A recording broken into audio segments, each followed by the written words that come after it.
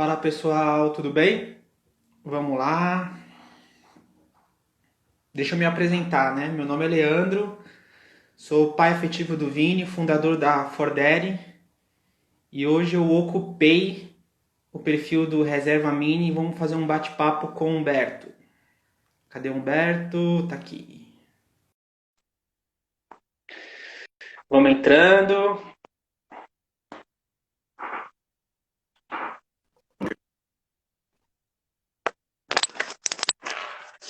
Ai, deixa eu botar meu fone. E aí, meu querido, tudo bem? Tudo tranquilo, como é que você tá? Tudo bem, cara. E aí, como estamos nós? Aqui, ó, que chique, a gente tá no perfil do Reserva Mini, cara, É isso ocupando. aí, ó, que onda, hein? Ó, tô marrento, né, cara? Tô metendo Pô, uma marra. Meu tirou filho onda tirou mó agora. onda hoje, cara. Pô, imagina É ele com os isso, amiguinhos pré-adolescentes dele. Meu pai tá no reserva. é isso aí. Ai, deixa eu controlar o Vamos tempo ver. aqui, que a última vez eu paguei um mico ao vivo com a Monja Coin, não sei se você viu. Semana passada fiz uma live com a Monja e eu perdi o controle do horário, cara, e ela no meio da despedida cortou ela no meio. Pô, uma dica legal Nossa, que me deram é apertar ali onde está escrito ao vivo, ali no live, aí aparece o timer. Eu não sabia disso. Me deram esse toque nossa, recentemente. mentira. Olha É, isso. cara, eu não sabia Que disso. beleza. É, estamos aí, né? Aprendendo sempre. Vamos ver se É os isso cronômetros aí. estão batendo. E aí, cara, deixa eu apresentar formalmente a Forded, depois você fala de você, do Humberto e do seu projeto, que é lindo. Sou fã, você Perfeito. sabe disso. E depois a gente vai começar a problematizar, que hoje o nosso papel é esse. É É trazer isso, provocações e problematizações, porque, né, de mole já basta a vida, como dizem, né? Não, aqui nada, com né? certeza. Cara, pandemia, nuvens de gafanhoto, ciclone, eu acho que é os fim dos tempos.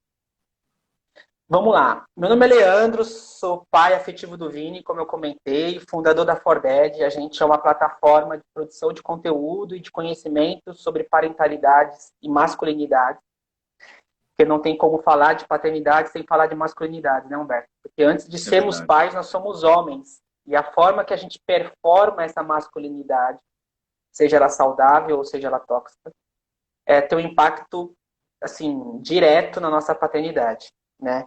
A Foded já existe há 3 para 4 anos, a gente ainda é uma startupzinha, um negócio social, mas já há bastante tempo a gente vem na labuta. Assim. Hoje eu fiz uma reunião com um cliente e eu brinquei que o nosso desafio é transformar a pauta paternidade de fofo para importante, né, Humberto? Porque Com todo mundo certeza. bate nas minhas costas e fala: Nossa, que projeto lindo que você tem, que projeto fofo, que projeto demais. Mas entre fofo e importante tem um universo aí no meio, né? Tem um oceano. E eu acho que o Sim, nosso papel é esse, né? É mostrar que muito mais do que fofo é importante, é fundamental. Já trazendo já a primeira problematização aqui para a gente discutir, assim, eu acho que num país como o nosso, né? Onde o nosso principal governante diz que vai enfrentar essa crise como homem, não como moleque, acho que já mostra que mais do que uma crise sanitária ou econômica, a gente está com uma crise de masculinidades aí, né? Então, sim. é ainda acreditar que a velha forma violenta e masculina tóxica de resolver soluções ainda faz sentido e não faz, né? A gente vê os países que estão reagindo melhor ao combate à pandemia são, por exemplo, países que são liderados por mulheres, né? Que Sim, não sim. tem essa questão de achar que a única ferramenta para resolver problemas é a violência. Mas vamos aí, Humberto, se apresenta, fala um pouco de você, e aí a gente já começa a falar da nossa pauta do dia. É isso aí, meu nome é Humberto Baltar, eu sou pai do Apolo, casado com a Tainá, professor de inglês na rede pública e privada, e dou aulas também na internet, né, online, pelo Skype, pelo WhatsApp. E, além disso, eu idealizei junto com a minha esposa o coletivo Pais Pretos Presentes, né, que é uma rede de apoio para pais e mães de crianças negras para poderem se posicionar com as questões do racismo que a gente enfrenta diariamente no Brasil. E, Então, cara, é muito louco, né? Assim, a gente tem que tomar muito cuidado, e eu gosto desse momento que a gente está chegando agora, que é o Dia dos Pais, né? Que eu acho que é um momento ótimo para a gente problematizar, mas ao mesmo tempo também é uma janela de oportunidade incrível para a gente debater de forma muito transparente, muito justa, né? A temática paternidade. Assim. A paternidade ainda tem um papel coadjuvante, infelizmente, na nossa sociedade. A gente vem, né? Por exemplo, eu já falo sobre paternidade há 4 anos. Falar de paternidade há 4 anos atrás, assim, era uma coisa. Falar de paternidade hoje é outra, né? Então, assim, a gente vê uma maturidade sobre a temática. Mas quando a gente vê ainda, por exemplo, campanhas publicitárias, né? Ou que falam sobre paternidade, ou mesmo dentro das escolas e empresas que falam sobre paternidade, ainda há uma bolha muito difícil de se furar, né? Porque quando você fala, você sempre fala daquela paternidade branca, cis, hétero, de classe média. E aí eu vou trazer um dado muito legal. Eu tive acesso a uma pesquisa que o Google fez o ano passado, então é uma pesquisa super recente, foi de 2019. Eles levantaram o nível de representatividade que os pais tinham com as campanhas publicitárias. E olha que incrível, 48% dos homens que responderam à pesquisa do Google. Então, assim, não é pesquisa da Forded, do Pais Pretos ou do fulano ciclano, é uma pesquisa do Google. 48% dos homens responderam dizer que não se sentiam representados nas campanhas publicitárias sobre paternidade. E aí, quando eles elencaram, falando sobre por que não se sentiam representados, eu achei ótimo. Em primeiro lugar, ficou a tal do pai-herói, né? Esses homens não se reconhecem como esse pai-herói, né? O cara que é a prova de balas, que nunca erra, né? Esse Rodrigo Hilbert, né? Esse homão da porra, né? Que ninguém é, né, cara? Eu não faço tricô, não caço a minha comida, mato e mesmo preparo, sabe? Assim, eu sou um ser humano normal, sabe? Tem que pagar as contas, tudo. é isso. E a outra parte que não se representa é a questão da paternidade palhaça, sabe? Essa coisa que é meio torta, quase caricata, assim. Eu lembrei de uma pesquisa, eu lembrei de uma campanha dos Estados Unidos que saiu do ar em 3 dias. Né? Essa foi uma campanha de uma marca de fraldas, não vou falar o nome aqui para não arrumar problema, nem para mim, nem para mim em reserva. Mas eles fizeram uma campanha publicitária que eles chamaram assim, Boa Sorte Filho. Já começa errado no nome né, da campanha. E nessa campanha, as mães entregavam os filhos para os pais e iam tirar um dia delas. Um dia para curtir, um dia para aproveitar e descansar. Nossa, e E desejava os boa homens, sorte. aí já desejava boa sorte. E os homens, cara, nessa campanha, faziam as maiores atrocidades com as crianças. As maiores atrocidades com as crianças. Então, ele só firmou esse papel caricato dos pais. E o mais legal, que um grupo de pais nos Estados Unidos fizeram uma campanha virtual, sabe aqueles abaixo-assinados virtuais, para tirar a campanha do ar. E o nome Caramba, desse abaixo-assinado era a empresa, o nome da marca, que eu não vou falar, falando sim. assim, fulanos, nós somos pais, não idiotas. Eu achei ótimo. E a campanha saiu do ar em 3 dias. Então, eu queria que você falasse isso, assim, como já é um tema difícil de trazer a seriedade que o tema necessita, que é falar sobre paternidade, e como ainda furar isso de falar de paternidade de forma ainda tão caricata, sabe? É bem complicado porque é como você falou, né? As pessoas já defendem uma imagem do que é ser pai e uma imagem bem, não só caricata, como também preconceituosa mesmo, né? Porque já pressupõe que todo pai vai ser um desastre, não vai saber cuidar dos filhos, não se importa mesmo, não lê nada sobre bebês, cuidados e afins. E no nosso caso ainda, no meu caso, que eu ainda sou, além de pai, homem, sou negro, ainda é pior, porque a mídia coloca o homem negro sempre como relapso, displicente, quase sempre ele é um pai ausente, muitas vezes alcoólatra, violento. E isso, novelas, filmes, seriados, você vai ter uma gama de programas que massificam essa visão do pai negro no Brasil. Então, é muito difícil. A gente diariamente tem que desconstruir na cabeça das pessoas esse padrão de paternidade que elas já têm. Então, quando eu chego com a minha esposa, por exemplo, pediatra, plano, posto de saúde, qualquer coisa, todas as perguntas já são diretamente direcionadas para ela, porque eles partem do princípio que eu não vou saber o peso do meu filho, a altura, se ele tem alguma alergia, eu não vou ter noção da última vacina que ele tomou. Quer dizer, as pessoas já têm uma ideia formada de como é ser pai, né? E o que esperar de um pai. Ou melhor, do que não esperar, né? Falando em preconceito, né, e é a pauta da nossa live hoje, Sim.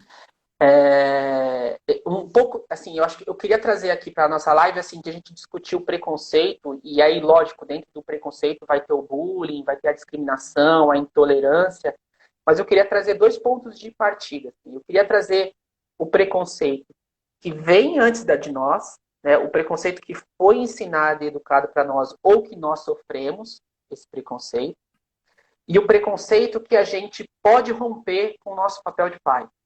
Né? Assim, porque a gente, como a gente acabou de falar, a paternidade é uma construção social, né? Então, a forma que a gente vai exercer a nossa paternidade é a forma que a gente foi ensinado, que está no nosso imaginário, seja com homens presentes ou não presentes, né? Ou ausentes. E isso vai formando esses preconceitos que faz o nosso DNA da paternidade. Sim. E falando sobre preconceito, então, quando a gente era criança, assim, você sofreu bullying, preconceito? Lembra de recortes muito marcantes assim que te traz hoje, né? Essa forma e aí eu acho Nossa. que de como curar isso, né? De como É complicado. Eu acho que a gente já começa na nossa primeira experiência social, que é a escola. A gente já começa sendo estigmatizado com diversas formas de preconceito, tanto racial como social também, muitas vezes, porque a gente sabe que no Brasil existe uma questão de classe também, que os negros quase sempre são de classe média ou média baixa, e muito baixa, em situações às vezes abaixo até da linha da pobreza, e em função disso as pessoas já te veem nesse lugar, antes mesmo de te conhecer.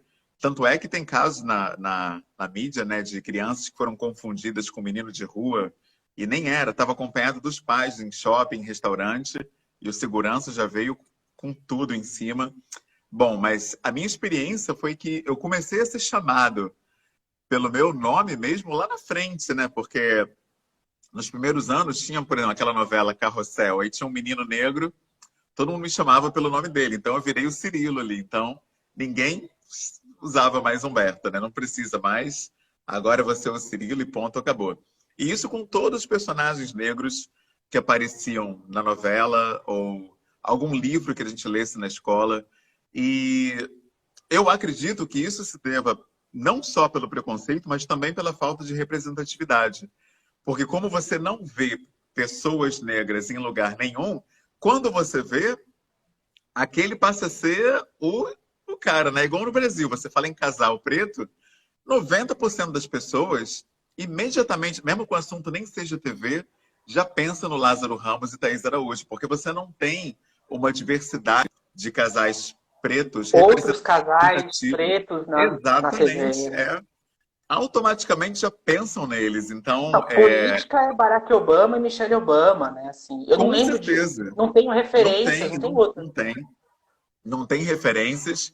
Então, essa questão do racismo na escola, ela é muito presente e eu, como professor, eu vejo que, infelizmente, eu sou obrigado a reconhecer que nós, professores, temos uma parcela de culpa nisso, porque muitas vezes a gente finge, né, que não está vendo, não sabe como vai lidar, e aí vê um caso acontecendo e faz vista grossa, né, e isso perpetua esse comportamento, tanto de gordofobia, como, enfim, homofobia, quando uma criança já tem um comportamento ali afeminado e os colegas já começam a zoar e fazer bullying. Muitos professores fingem que não estão percebendo, até por não saber como abordar essa questão. E não saber não é argumento, né? Porque é igual no trânsito, né? Se você não sabe que não pode cruzar o sinal vermelho e cruza com o carro, você paga a multa do mesmo jeito. Ou seja, você tem que buscar o conhecimento, é uma responsabilidade sua.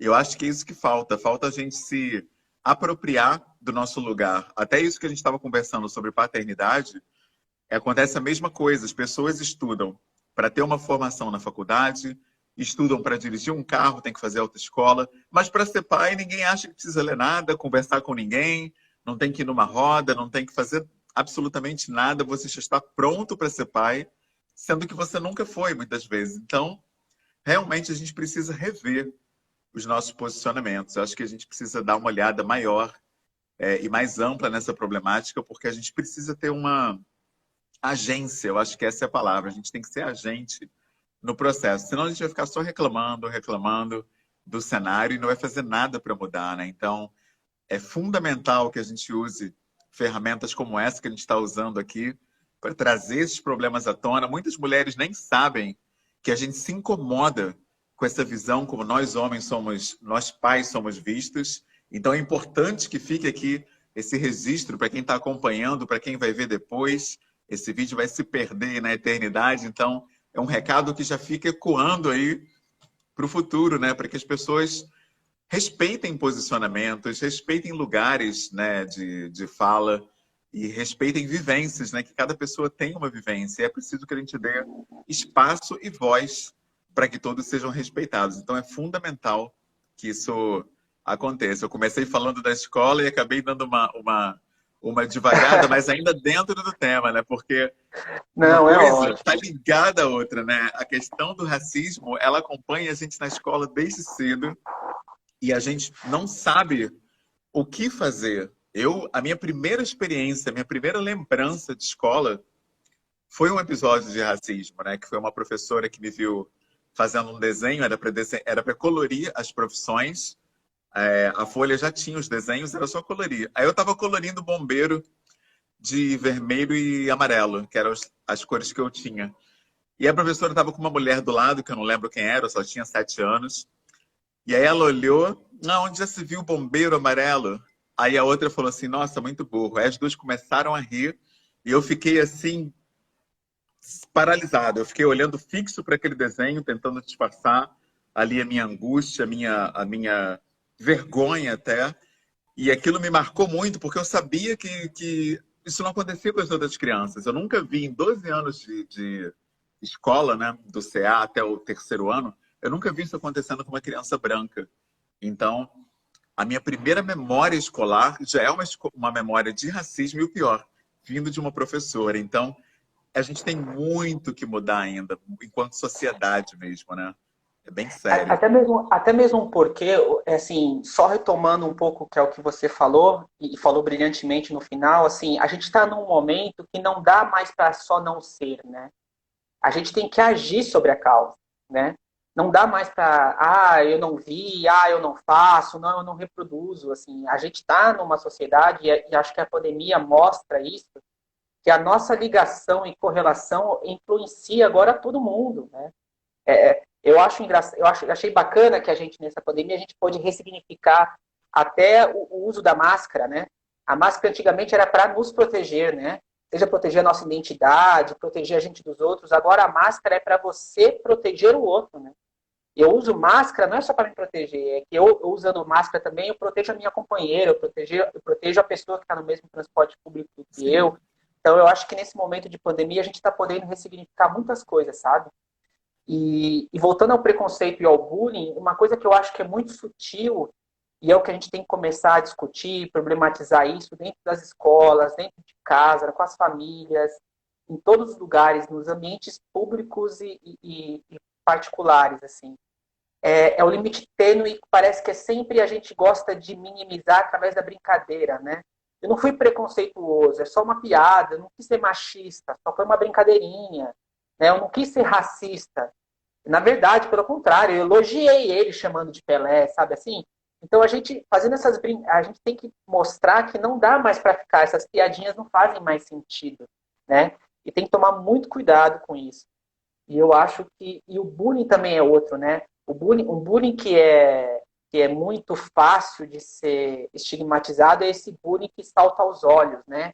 Esse bullying que talvez seja mais violento.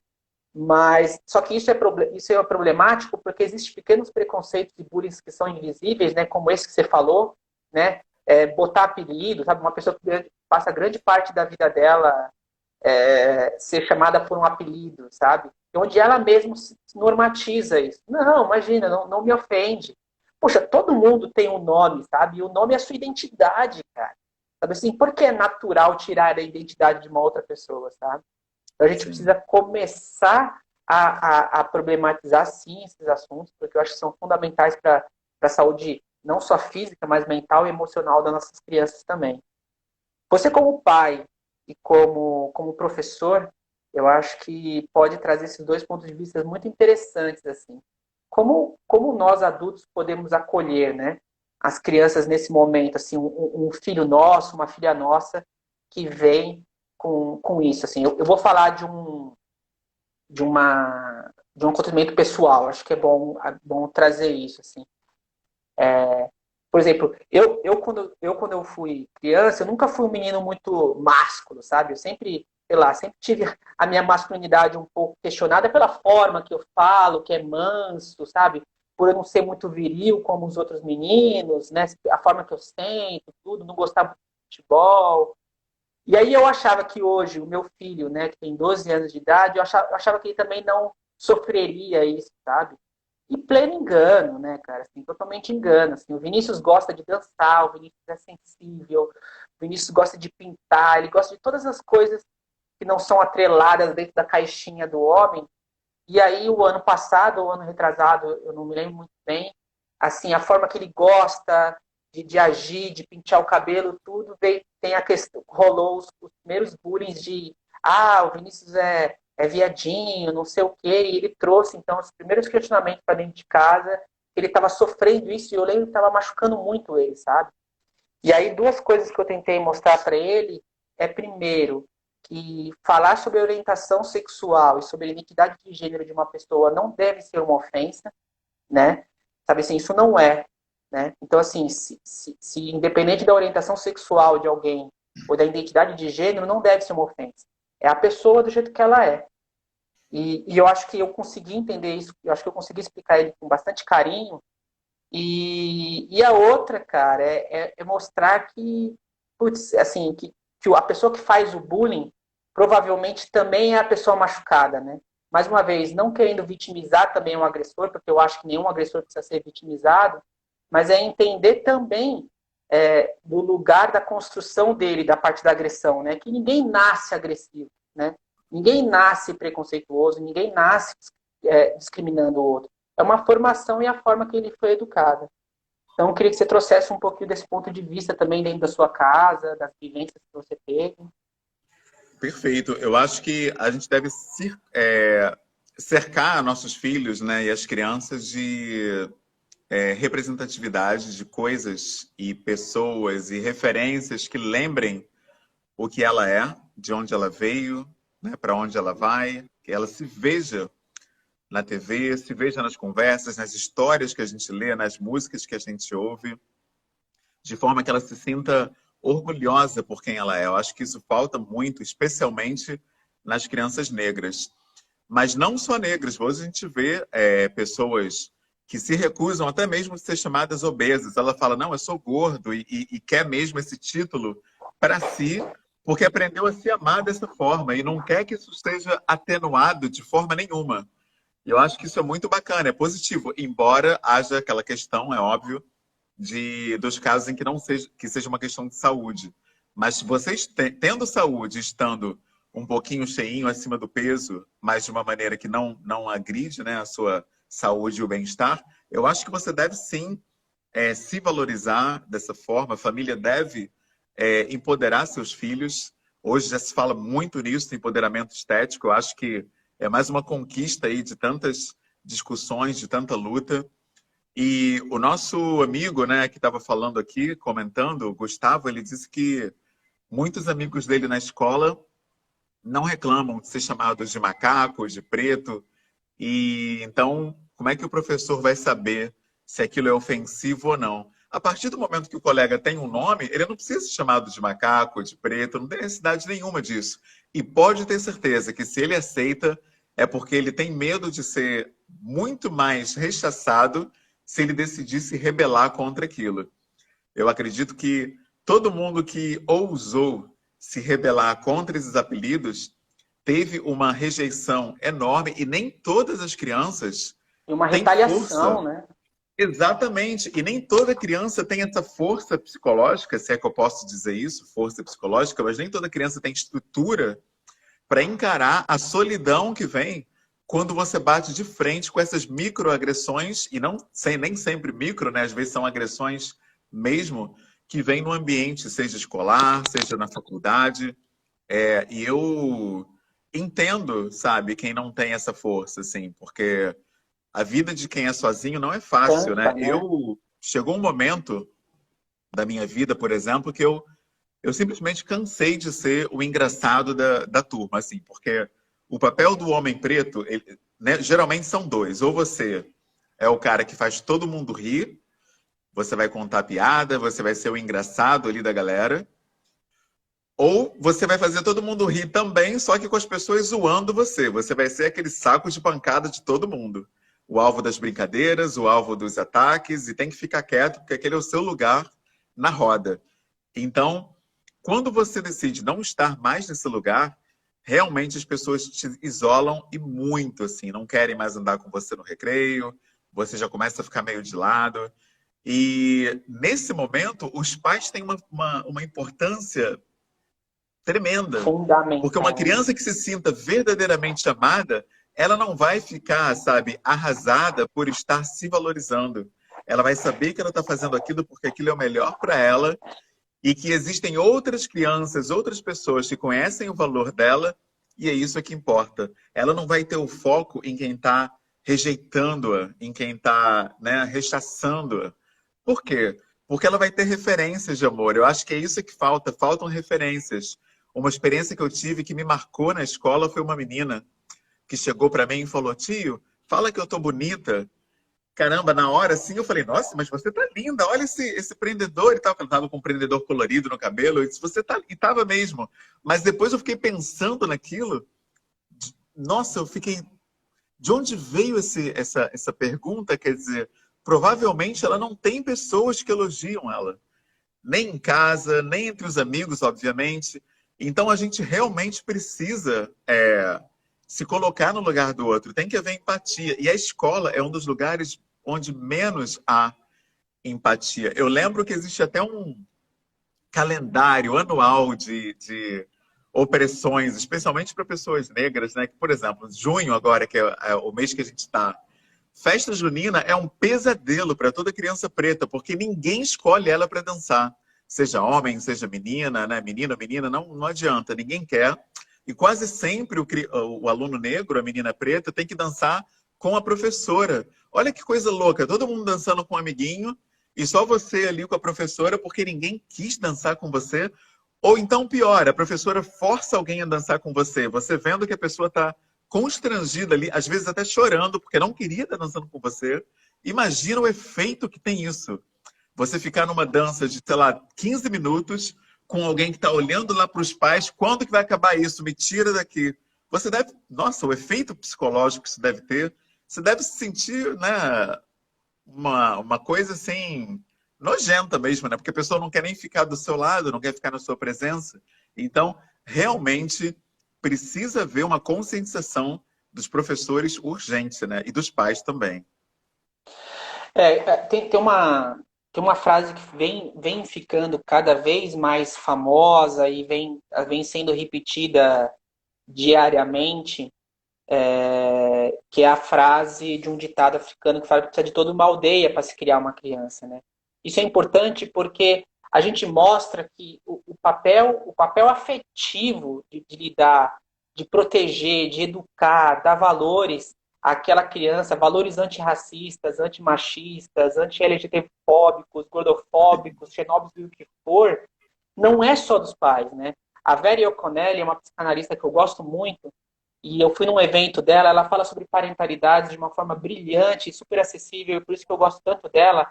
E ela fala assim, gente, criar uma criança é tão difícil que não devia estar nas costas de duas pessoas. E isso porque ela já está considerando o casal. Imagina as mães solos, então, né? E pais solos também, porque eu conheço muito pais nessa realidade. Então, se já é difícil criar uma criança, você estando em dois, imagina um. Né? Então, isso Sim. mostra que a sociedade tem um papel fundamental nesse quesito. E quando eu falo sociedade, é escola, é família, é bairro, sabe? É condomínio. E aí eu queria falar que você falou do empoderamento. A marca Reserva Mini vem galgando um conceito nessas últimas lives deles que fala do empoderamento infantil. E eu gostei muito disso, porque me remeteu a uma discussão que eu tive uma vez com o Instituto Alana. O Instituto Alana tem um projeto lindo chamado Prioridade Absoluta, que é um projeto que lida diretamente com crianças de 0 a 6 anos. E o Pedro, um dos diretores, falou assim, que uma das desigualdades mais invisíveis que existe na sociedade, além da desigualdade racial, além da desigualdade de gênero, de classe, o que for, é a desigualdade do adulto perante a criança. Porque o adulto, independente de qual seja a sua ligação, inclusive até pais e mães, normalmente costumam objetificar a criança, né? A criança é minha, vira uma relação de posse, né? Ela é minha criança, ela é seu filho, ela é sua filha, ela é minha filha. E aí, nessa relação de poder, a gente tira um pouco a criança como sujeito, sabe? Então, eu gostei muito dessa definição que a reserva mini traz para a discussão e eu acho tão importante, assim. Eu venho desde o ano passado batendo nessa tecla que a gente, quando fala de paternidade, quando fala de primeira infância, a gente não tem que falar só sobre a sociedade, só com a sociedade civil ou só com o poder público, mas tem que falar com as empresas também, né? Num sistema econômico que a gente se organiza, as empresas têm um papel fundamental de mudanças de paradigmas, de hábitos, de costumes. Então, ver uma empresa que é tão forte quanto a reserva, ter um braço que a reserva mini traz isso sobre empoderamento infantil, eu achei incrível.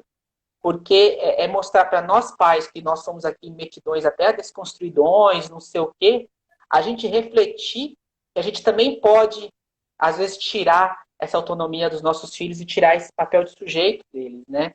E por que eu estou falando isso? Porque quando a gente fala de educação, a gente, e é isso que eu queria trazer com vocês, assim, para você, a importância de a gente dar uma educação para os nossos filhos, que eles tenham a primeira autonomia de se defenderem, e eu acho que a gente tem que ensinar isso.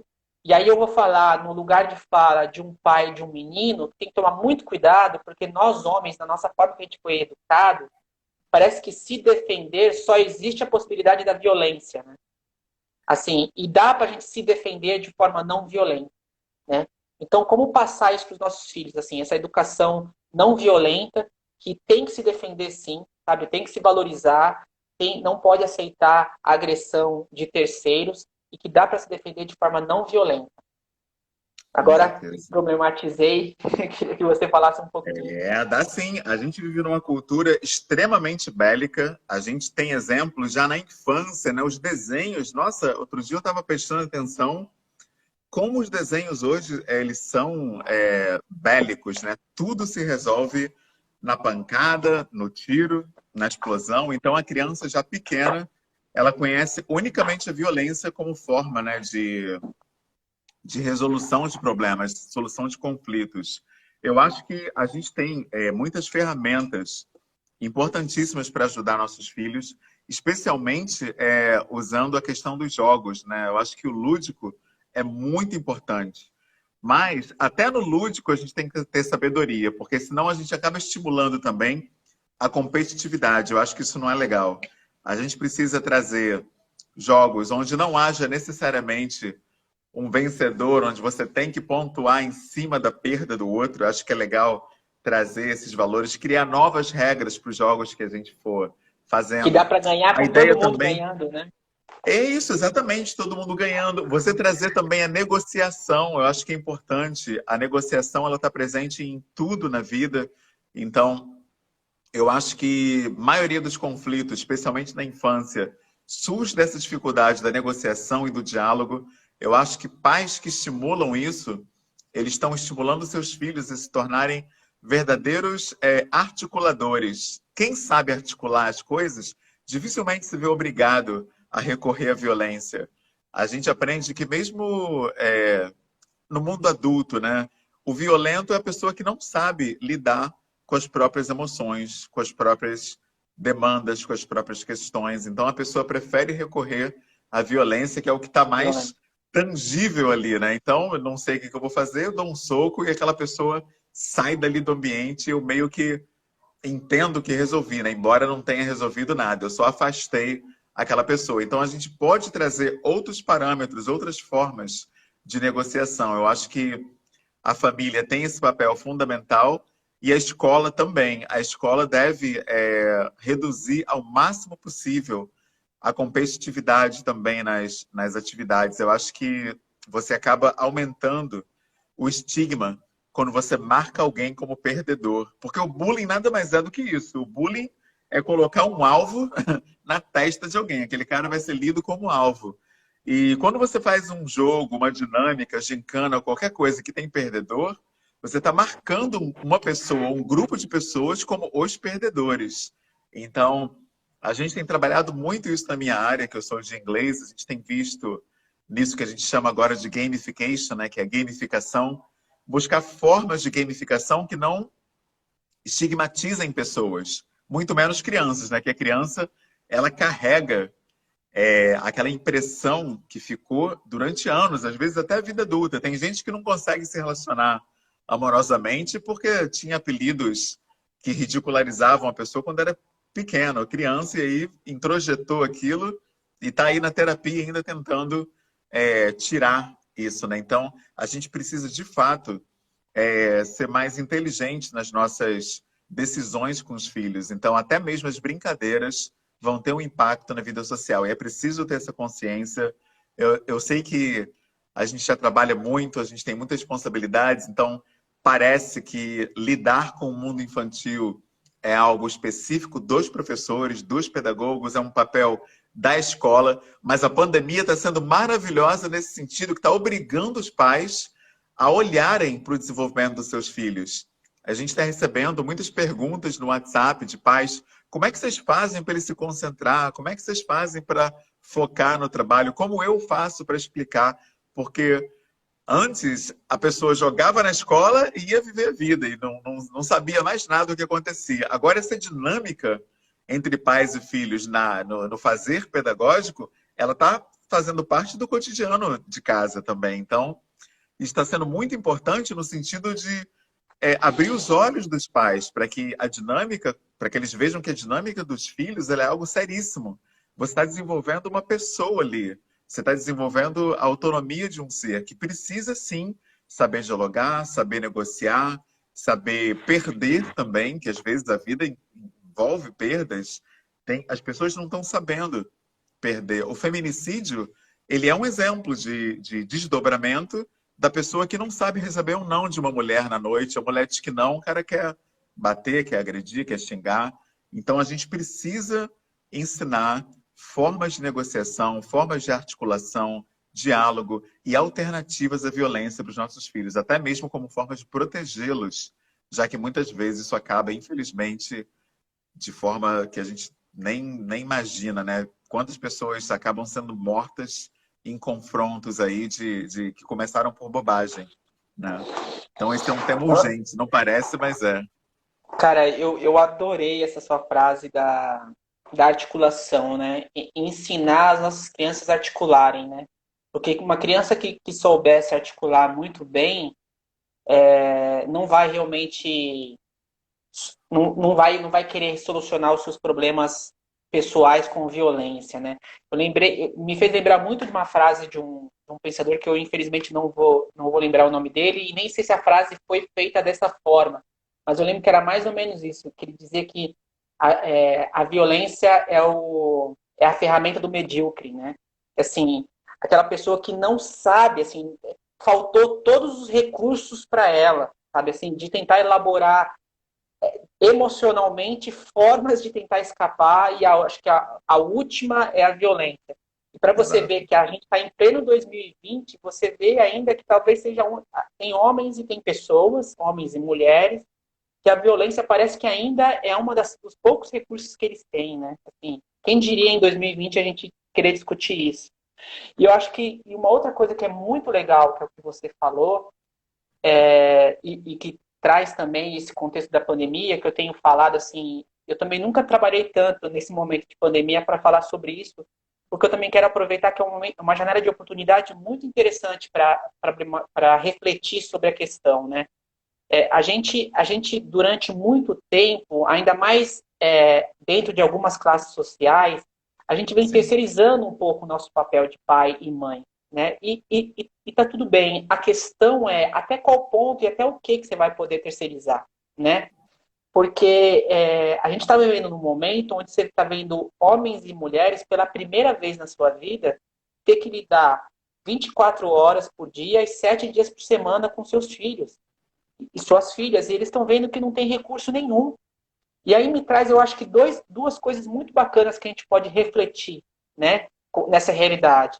Uma é a questão de será que a gente estava terceirizando demais esse nosso papel, né, e terceirizando para a escola, para o cursinho? Tinha crianças que tinham um calendário semanal mais complexo e mais agitado que o meu, sabe? A pessoa sai da escola, vai direto para o cursinho, vai direto para o inglês, vai direto para a natação, vai direto para não sei o quê. E aí parece que você vai sempre ocupando a criança para a criança não te ocupar, sabe assim? E uma outra coisa que é bacana, que é o que você falou logo no início da nossa live, é como a gente não se preparou para ser pai e ser mãe, né? Assim, as mulheres mais, porque na sociedade machista que a gente vive, as mulheres têm na sua criação e na sua educação de forma natural a inserção do cuidado, né? sim, Seja de forma natural, porque elas têm nas brincadeiras o cuidado, e isso torna a mulher, por exemplo, ser mais cuidadora e ser menos violenta, ou então por causa da obrigação social, né? Por exemplo, você pega uma família onde tem um casal de irmãos, se você vai ver bem, a mulher ainda é a que faz mais atividades domésticas. Ontem eu tive acesso a uma pesquisa da Plan International, que é uma organização social que fala sobre desigualdades de gênero, né? Se você pega uma família que tem um filho e uma filha, a menina cuida de 70% a 80% de todas as atividades domésticas, inclusive do irmão. O papel de cuidar do irmão, de cuidar das roupas do irmão. Então, até esse trabalho de cuidado é imposto na mulher. E nós homens não. Mas quando eu falo de parentalidade, eu falo de estudar mesmo, é como você falou. A gente estuda para uma formação profissional, a gente estuda para o inglês, a gente faz aula para aprender a dirigir, cara. Ninguém dá uma carteira de trabalho para você, ninguém dá uma carteira, desculpa, de motorista para você se você não fizer o mínimo de horas, né, para aprender a dirigir. E olha que assim, ninguém sai pilotando, né? A gente sabe que pilotar, né, para você só aprender a dirigir efetuando de fato, né? Dirigindo de fato. Você vai aperfeiçoar. Mas o mínimo você tem que ter. E é muito doido como para ser pai e para ser mãe, nem esse mínimo a gente se preocupa, né? Não estou falando que tem que ter um manual de como ser pai, como ser mãe, porque eu acho esses manuais assim péssimos e são super aprisionadores. Não é isso, mas assim, é como a gente fala, a nossa paternidade, a nossa maternidade, a gente vai amadurecendo e elaborando junto com os nossos filhos. Por isso que eu gosto até da frase do Paulo Freire, né, que a gente aprende ensinando e ensina aprendendo. Por isso que quando nasce o filho também nasce um professor, porque a gente aprende com ele. Mas ter um mínimo, sabe? O mínimo de cuidado, de falar assim, poxa, daqui a X meses vai nascer uma criança, sabe? Ou então eu, daqui a alguns meses, eu estou no processo de adoção de uma criança, eu preciso minimamente me armar de como é cuidar. E não só cuidado físico, né? Porque a gente está falando, por exemplo, de preconceito e bullying, é cuidado emocional, né? Assim, é de como acolher emocionalmente essa criança e como solucionar esse problema. Porque, por exemplo, se os nossos filhos machucam o joelho, a gente sabe, passa metiolate, faz o curativo, higieniza, mas e esse machucado na alma, né? E esse machucado na autoestima, é mais difícil de chegar. E aí é o que eu falo, assim, eu acho que talvez só a educação realmente chegue, né? E é uma educação proativa mesmo, assim, não uma educação que não só que não perpetue o machismo, o racismo, mas uma educação que combata isso, né? Então, assim, por isso que tem, e eu acho que tem sido muito forte esses últimos movimentos, nos últimos meses, e eu espero que não esfrie, sabe? Porque me preocupa um pouco essas campanhas, essas tags, esses hashtags, durante o tempo perder a força, sabe assim? E aí vai perdendo um pouco o seu impacto.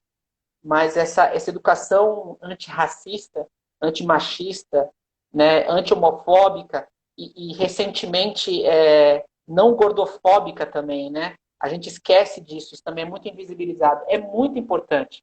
E mais uma vez, trazer não só a responsabilidade dos pais que estão nos assistindo, porque fala assim, nossa, mais uma coisa, eu vou ter que aprender isso. Não, é papel seu, sim, né, como pai e mãe fazer isso, mas como colocar também esse peso dentro das escolas, dentro do poder público, dentro das empresas. As pessoas falam assim, mas qual que é o papel da empresa na educação do meu filho? Cara, campanha publicitária, né? Assim, uma empresa que tem um mínimo de cuidado na hora de fazer uma campanha publicitária e que sabe que pode chegar nas crianças, é ter a sensibilidade de ali não perpetuar um preconceito, não perpetuar uma intolerância, né, de não fazer mal mentalmente a essa criança, emocionalmente. Eu acho que isso mostra o tamanho do buraco que a gente precisa tampar, né? E aqui essa live daria para a gente fazer umas 4, 5 horas de live, né? Vou falar para a Júlia da Reserva Mini e deixar a gente fazer mais uns 5 dias de live aí para a gente É falar sobre verdade, com isso. certeza. E eu me prometi que eu não ia deixar escapar o tempo. A gente está em 46 minutos. Então, eu acho que a gente já podia fechar. E o fechar é isso, assim, é fazer um convite às pessoas que nos assistiram a trocar, a dialogar. Eu acho que educação envolve diálogo, né, e conversa. E se a gente debater esses temas dentro de casa, né, debater com amigos, com amigas, com familiares, poder debater isso dentro da escola, eu acho que é fundamental, assim. Preconceito e bullying mata, e é uma forma de ignorância que a gente não pode mais aceitar, né? Então, eu queria que você falasse um pouquinho agora no final, fale um pouco do seu perfil, convide as pessoas para conhecer o Humberto e o Pais Pretos. Sim, sim. O que eu tenho a dizer é que justamente é preciso que a gente tenha disponibilidade para se relacionar com o outro, para conhecer o mundo do outro, para que a gente possa desenvolver empatia. E essa pandemia mostrou que os casos de separações, divórcios, né, explodiram, violência doméstica também, justamente porque não há esse hábito do convívio. As pessoas antes não conviviam, porque se antes da pandemia não houve essa explosão em divórcios e agressão, qual é a conclusão? Que antes a pessoa usava a rua para evitar Para o escapar. relacionamento. E aí você tirou a rua da equação, tá todo mundo perdido, né? Então é preciso que a gente se relacione, é preciso que a gente conheça o mundo do outro, o universo do outro, as dores do outro, a vivência do outro acima de tudo. Por isso surgiu o nosso coletivo, para que nós pudéssemos trocar entre nós sobre as pautas, né, que cruzam a nossa vida o tempo todo. A gente não fala somente de racismo, mas muito mais importante do que isso, falamos do valor da vida das pessoas negras. Não adianta falar que vidas pretas importam se na escola, por exemplo, não se fala da cultura afro-brasileira. Você fala que vidas pretas importam, mas você conta, por exemplo, histórias que envolvem racismo em ambiente escolar, não adianta também. Se você negligencia casos de bullying na escola ou de preconceito, não adianta. A gente tem que ter um papel ativo nisso. E os pais também não têm, é o que você falou, né? Nada vem com o manual, a gente tem que procurar. E uma forma de procurar isso é com quem já está trabalhando essas questões. Então, temos pais, mães que já estão olhando formas de criarem crianças pretas de uma forma que elas se conheçam e se valorizem. Então, eu já deixo o meu convite para que vocês visitem o nosso perfil Pais Pretos, conheçam o nosso coletivo. Tem um link lá para você se cadastrar no nosso coletivo e tem redes de apoio em todas as redes sociais, no Instagram, Twitter, Facebook, enfim, WhatsApp. Então, é muito importante que vocês se aproximem, porque juntos a gente consegue articular formas de lidar com todos esses problemas. Então, é imprescindível que a gente se una cada vez mais. Sozinho, infelizmente, a gente não consegue muita coisa. A gente sabe que os casos que estão aumentando cada vez mais de depressão, hoje saiu que a Santa Casa vai oferecer atendimento gratuito para crianças e jovens em depressão por causa da pandemia. Olha só que loucura. Os jovens estão tendo muito caso de depressão porque estão extremamente sozinhos. Ou seja, a gente precisa dar acolhimento a essas pessoas, precisa dar amor, mas até dar amor é difícil, né? Se você não teve uma educação para isso, se você não teve pais afetuosos, às vezes você não sabe como externar essas emoções. Não, para isso Amor também. também é uma construção, né? Exato! Então, para isso também serve um coletivo. Como é que eu faço para dar amor ao meu filho? Meu pai nunca me deu um carinho, nunca me disse uma coisa bonita, minha mãe nunca disse eu te amo. Como eu faço para dar algo que eu não tive? A gente ajuda vocês também nisso. Para isso serve um coletivo. Por isso que eu reforço ainda esse convite. A gente deve se unir. Você vai ser muito bem-vindo lá. Temos grupo para pais pretos, para mães pretas, pais e mães pretos trocarem junto. Pessoas brancas que querem entender sobre a pauta racial, mas não sabem. Tem um link também no cadastro lá para pessoas brancas participarem das discussões e vocês vão ser muito bem recebidos, porque juntos, eu sempre digo, nós somos muito mais fortes. É isso aí. Pessoal, estamos chegando ao fim. Quero agradecer a presença de todo mundo. Também vou aproveitar e fazer meu jabá, né? Porque a gente merece, a gente vive disso. Procura lá a gente lá nas redes sociais. Aqui no Instagram a gente está como @número 4 _ Daddy. Então é for Daddy. A gente já existe há 4 anos e o nosso papel é esse, é falar sobre paternidades e masculinidade no plural, porque eu acho que qualquer um desses dois temas, se a gente não falar no plural, onde fala sobre recortes raciais, de gênero, de cultura, de religiões, a gente vai sempre invisibilizar um grupo de pessoas e eu acho que não é isso, não é para isso que a gente funciona. E o nosso papel é esse, assim, é mostrar que a paternidade ele pode ser um gatilho de transformação para um homem. E eu gosto muito de uma frase de um antropólogo francês chamado Hoxter, que ele fala que a paternidade para ele, ele acredita que talvez seja o principal antídoto para o machismo, sabe? Então eu acho que a gente pode sim, acho que a gente como pais, a gente pode escolher ou perpetuar ou romper com isso que a gente está vivendo. E eu vejo pais como eu, como Humberto e muitos outros, e têm decidido nos últimos anos a romper com isso. Cara, e se não souber, como o Humberto acabou de falar, tá tudo bem, né? O preconceito, a discriminação, né, como o racismo, como o machismo, o bullying, a gordofobia, ela é uma casca de banana que todos os dias é colocada na nossa frente por causa da forma que a gente foi educado. Então, realmente, em qualquer distração que você pode ter, você vai escorregar. E da mesma forma que eu falo que a gente tem que combater o machismo e não o homem, então a gente tem que combater o preconceito. E com isso a gente vai debater só dialogando. Assim, ninguém sabe de tudo, né? Hoje eu estou batendo um papo com o Humberto e a gente faz várias outras rodas de paternidades e de discussões de masculinidades e sobre temáticas de aprender, né? Como criar uma criança, né? Criar uma criança é empreender uma vida, né? É Então, assim, verdade. não é fácil. Então, o convite é esse, assim, se sinta convidado a participar tanto da Forded como dos Pais Pretos, que é um lugar de acolher mesmo, de acolhimento, mas não de passar pano, tá? Também gosto de avisar isso logo os homens que procuram a gente não vai passar pano Com para vocês. certeza. Mas é um lugar, sim, de acolher, porque a gente não quer que ninguém sabe, ninguém nasce sabendo, né? Eu, como pai mesmo, a todos os dias eu estou aprendendo coisas novas. E o papel é isso, que a gente pode aprender junto. Eu aprendo com o Humberto pode aprender comigo, e a gente pode aprender com todo mundo. E que o nosso papel é fundamental para isso. Acho que é isso. Agradecer a Reserva Mini, por favor. Com Júlia, certeza. Obrigado Gabriela, pelo quem entrar em espaço. contato com a gente. Acredite, assim, não é puxa-saquismo, não. Assim. Ter uma marca tão forte como a Reserva, trazendo essa temática de falar não só sobre paternidade, mas falar sobre paternidade no plural, né? Assim, convidar a Forded, convidar o Pais Pretos, falar sobre preconceito, falar sobre bullying, Sim. falar sobre criação de vida, né?